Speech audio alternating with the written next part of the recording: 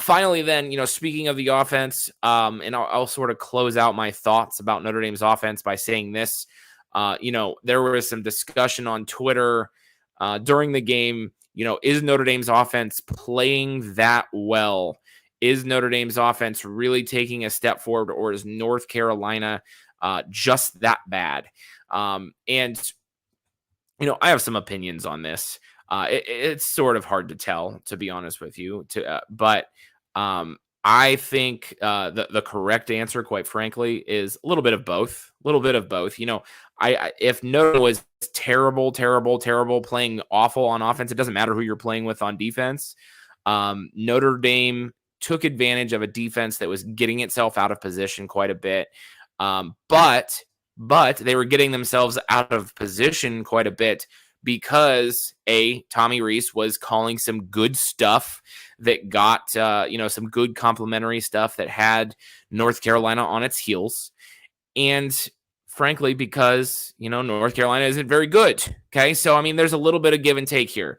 Tommy Rees had a really good day calling the game, in my opinion.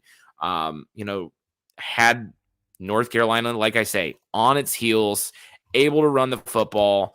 Guys on offense were, the offensive line was firing off and hitting people. Audric Estime looks every bit as good as advertised. And again, I know North Carolina is not very good. And so I guess what needs to happen, what we need to see is now go into the bye week, regroup, catch your breath after a 2-2 start, a tumultuous start, and now take what worked, hone in it, a couple goals, and let's go beat BYU in Vegas here in a couple of weeks. Those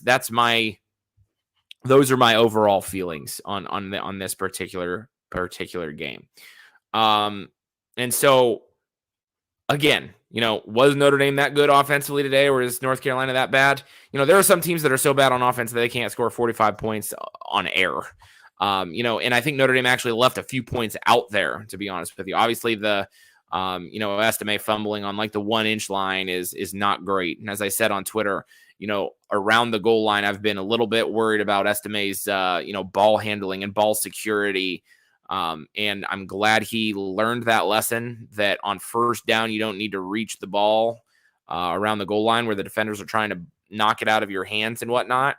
You don't need to do that, especially on first down. If it's fourth down, then yeah, reach the ball. But but he learned that lesson today while they were up 3 scores in the fourth quarter with 3 minutes left, and not in a game that's close, in a game where they really need that score there at the end.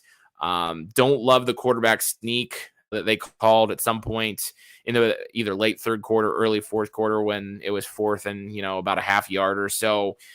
Drew Pine's not a quarterback sneak quarterback. That might work if the defense isn't ready for it, or if you can quick snap it, you get those yards, but you're just not going to get that with Drew Pine in that instance. Notre Dame was driving in that particular instance as well. You get that fourth down, and you might drive that in for a touchdown, have a good shot at a field goal, what have you. Notre Dame missed a field goal today. So I genuinely feel like you left double-digit points at the very least out there, and you still walked away with 45 points after scoring 24 in the second quarter and 13 in the fourth quarter, and then in the third quarter, and then in the fourth quarter, you just absolutely played ball control football. And all in all, a really good game for Notre Dame's offense. Again, like I say, I can't, even though North Carolina is very, very poor defensively, I can't fault anything that Notre Dame did today. And that's exactly what Notre Dame needed. Notre Dame needed one like this to at the very least, when they play a better opponent, to get some confidence, to have a little bit more experience, a few more reps against someone in another jersey.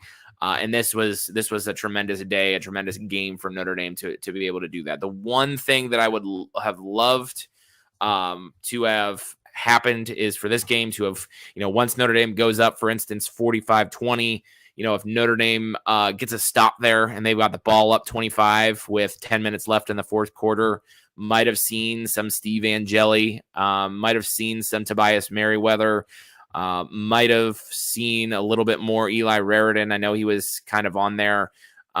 He was in the game at different points, but might have seen him featured a little bit, might have seen him get to run some routes.